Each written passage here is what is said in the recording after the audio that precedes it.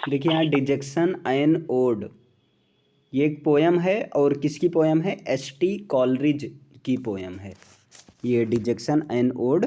और ST. Coleridge का जो पूरा नाम था सैमुअल टेलर कॉलरिज था। तो सबसे पहले डिजेक्शन का मतलब क्या होता है? तो डिजेक्शन वैसे एक नाउन है ये। डिजेक्शन मीन्स होता है आ सैड एंड डिप्रेस्ड स्टेट, मतलब एक जैसे इंसान की वो स्टेट, वो अवस्था जिसमें वो बहुत ज़्यादा मेलांकली फील कर रहा हो, मतलब दुखी फील कर रहा हो, तो उसी को कहते हैं डिजेक्शन कहते हैं। अब डिजेक्शन के लिए और भी शब्द यूज किए जा सकते हैं, जैसे सिनोनिम्स ऑफ डिजेक्शन, डिप्रेशन आप यूज कर सकते हैं, मेलांकली, सॉरो, ग्रीफ या सैडनेस। मतलब डिजेक्शन का मतलब ये सब होता है, depression, melancholy, sorrow, grief, sadness. अगर इसके एंटोनिम्स की बात करें तो इसका एंटोनिम्स होता है चीयर, हैप्पीनेस, जॉय। तो आई होप डिजेक्शन का तो मतलब समझ में आ गया होगा। अब दूसरा आता है ओड क्या होता है। क्योंकि डिजेक्शन एक ओड है तो ओड के बारे में भी जानना जरूरी है। तो ode is a short lyric poem. Ode जो होता है एक शॉर्ट लिरिक पोयम होता है और जिसमें डेट प्रेजेज एन इंडिविजुअल, जो पार्टिकुलर पर्सन के बारे में, एन आइडिया, एक पार्टिकुलर आइडिया के बारे में, और एन इवेंट या किसी घटना के बारे में बताता है। जैसे अब यहाँ कुछ एग्जाम्पल हैं। ओड आन अ ग्रेसियन अर्न। अब देखो ओड आन अ ग्रेसियन अर्न में जॉन कीट्स ने उस ग्रेसियन अर्न के बारे में बताया, जैसे ग्रेसियन अर्न में जो भी कलाकृतियाँ बनी हुई थी उसके बारे में बताया है। दूसरा example ode to the west wind. अब देखिए ode to the west wind में पीबी शैली ने उस बेस्ट विंड के बारे में बताया है। और डिजेक्शन ये तो खुद कॉलरिज जी की है, तो इसमें ये जो है अपने बारे में बताते हैं। एक्चुअली हुआ क्या था, इनकी जो बेलबेड थी और ये इनकी बेलबेड का नाम था सारा हचिनसन, उसके चक्कर में ये अपनी वाइफ को छोड़ दिए थे, क्योंकि इनकी वाइफ से इनका बनता नहीं था। और जब वाइफ को छोड़ दिए थे तो बच्चे भी मतलब दूर हो गए थे, मतलब इनसे अलग हो गए थे। और उसके बाद में कुछ दिन के बाद पता चला कि इनकी मतलब बेलबेड भी इनको छोड़कर चली गई। तो ये बहुत ज़्यादा दुखी हुए थे और उसी पर इन्होंने एक ओड ये डिजेक्शन नाम की लिख दिया। 3 तरह की ओड है जो लिखी जाती है, एक पिंडारिक में, एक हम्म। होरेशियो में और एक इरेगुलर ओड। अब यहाँ 3 टाइप्स ओड हैं, पिंडेरिक, होरेशियो और इर्रेगुलर।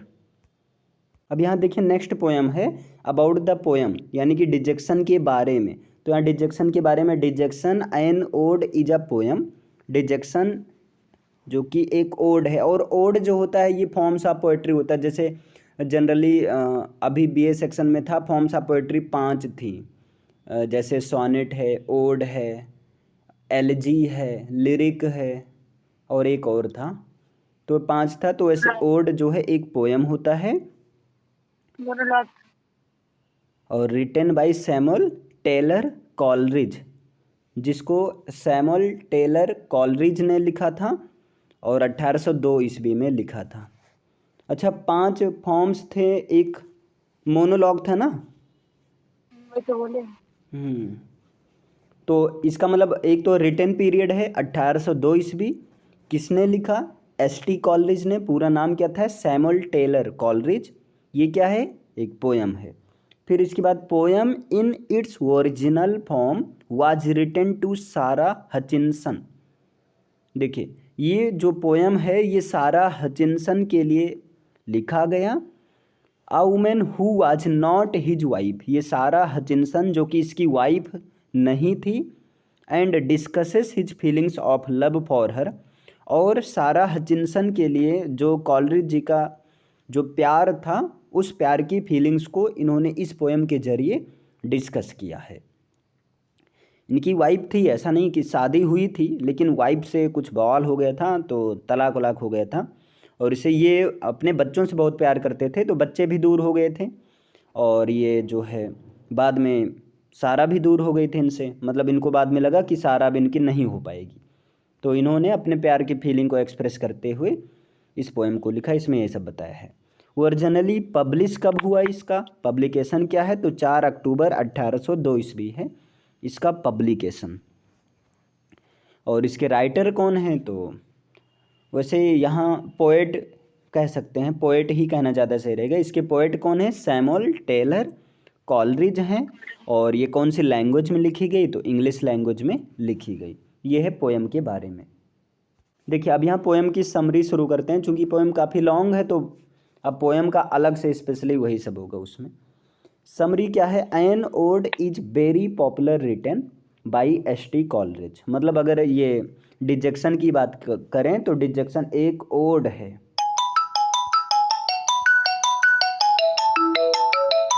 अब यहाँ दूसरा पॉइंट है, this ode reflects the poet's mood.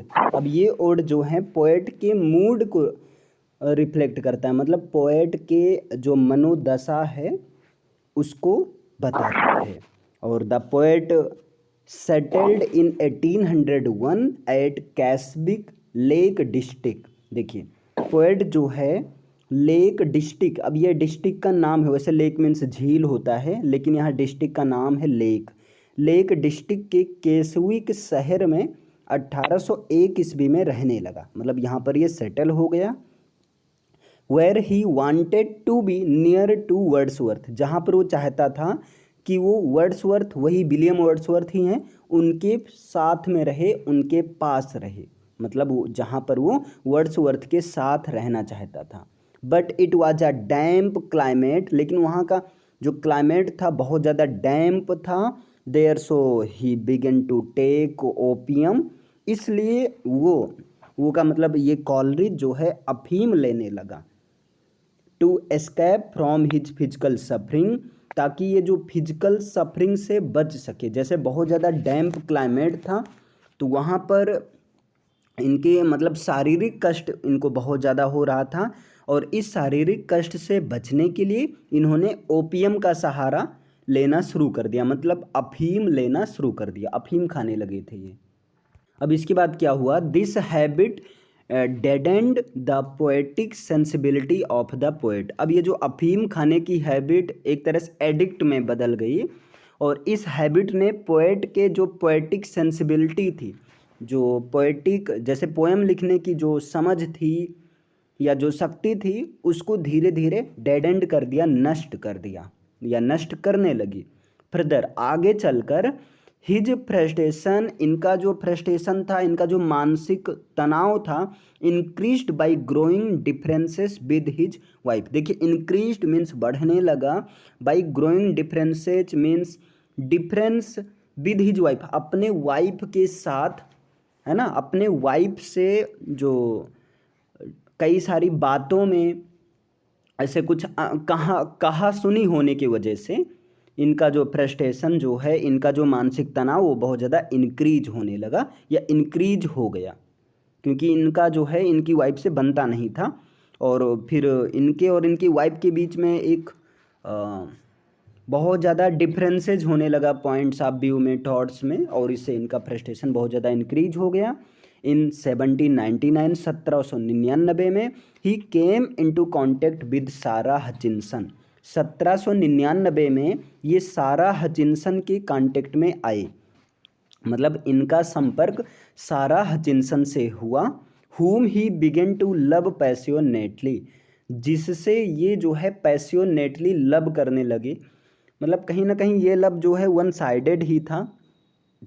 Coleridge को सारा हचिंसन से बहुत ज़्यादा प्यार हो गया 1799 में जब इसके संपर्क में आए। लेटर ऑन, कुछ समय बाद, he separated from his wife Mrs Coleridge. अब इनके वाइफ और इनके बीच में तो पंगा चल ही रहा था, तो क्या होता है कुछ समय बाद ये जो है अपने वाइफ से अलग हो गए, सेपरेट हो गए। But it was also a separation, लेकिन इसके सेपरेशन के साथ में इनका सेपरेशन हुआ फ्रॉम हिज चिल्ड्रन, मतलब ये अपने बच्चों से भी, इनको अपने बच्चों से भी अलग होना पड़ा। whom ही लव्ड डियरली, और ये अपने बच्चों को बहुत ज़्यादा प्यार करते थे, उनसे भी इनको सेपरेट यानी कि अलग होना पड़ा वाइफ के साथ साथ। क्लियर इतना? With the passage of time, और समय बीतने के साथ साथ, अब देखिए इनके ऊपर एक तरह से बहुत ज़्यादा कष्ट हो गया। एक तो जो है पत्नी से पहले ही तनाव चल रहा था, वहाँ दुख थे, फिर इसके बाद में सारा हचिंसन के कांटेक्ट में आया, वहाँ पैसियोनेटली लव करने लगे, फिर कुछ कहा सुनी, अपनी पत्नी को भी छोड़ दी ये कि सारा हचिंसन इनसे जो है मैरिज कर लेगी। लेकिन अब होता क्या है, with the passage of time, समय बीतने के साथ साथ ही वाज श्योर, उनको एक श्योर, वो श्योर हो गए, मतलब उनको इस बात का विश्वास हो गया था डेट सारा would not be his wife, कि सारा उसकी नहीं हो पाएगी, है ना। इन दिस वे, इस प्रकार से, it is a mood off extreme frustration, इस तरह से बहुत ज़्यादा फ्रस्ट्रेशन के जैसे एक टॉप लेवल पर आ गए थे, है ना, फ्रस्ट्रेशन के टॉप लेवल पर आ गए थे, बहुत ज़्यादा डिप्रेशन में चले गए थे। That's why in which he composed this ode, और उसी फ्रस्ट्रेशन में रहते हुए, उसी डिप्रेशन में रहते हुए इन्होंने ये ओड, ये कविता लिख डाली या लिख दिया, ये ओड जिसे हम लोग पढ़ने वाले हैं। अभी तो खैर टेक्स्ट बाद में रहेगा, अभी इसकी समरी, लेकिन समरी से कहीं ना कहीं पूरा टेक्स्ट वाला कंप्लीट हो जाता है। डैट्स वाई, इसलिए this ode is pathetic in expression, इसलिए ये ओड जो है अगर एक्सप्रेशन में बहुत ज़्यादा पैथेटिक है, पैथेटिक मीन्स एक माइजरेबल है, करुणामय है, मतलब इस ओड को पढ़ने से ऐसा लगता है भाई यार कब की तो वाट लग गई है बेचारा।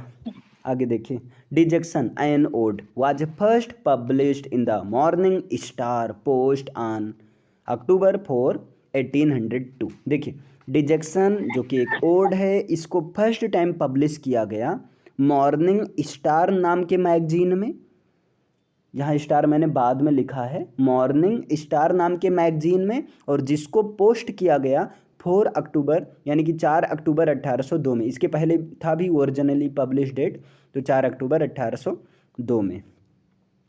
और इसके बाद क्या होता है, originally this ode was address to William.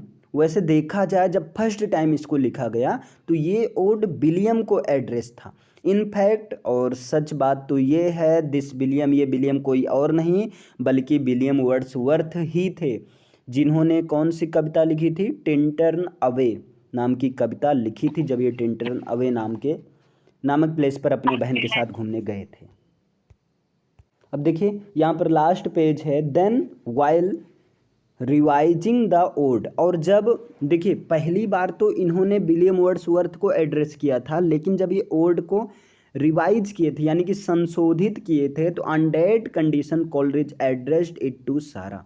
तो जब रिवाइजिंग के टाइम कॉलरिज ने, एस.टी. कॉलरिज साहब ने अपने इस ओड को सारा को एड्रेस किया था, है ना, सारा को एड्रेस किया। अगेन सारा वाज चेंज्ड इनटू लेडी, और इस तरह से जब इन्होंने ये ओड सारा को एड्रेस किया तो सारा जो है एक लेडी के रूप में चेंज हो गई, मतलब इस तरह से, क्योंकि एक लेडी के नाम से अब डायरेक्ट इन्होंने संबोधित नहीं किया है पोएम में, अब कोई भी नहीं करता है, इनडायरेक्टली करता है।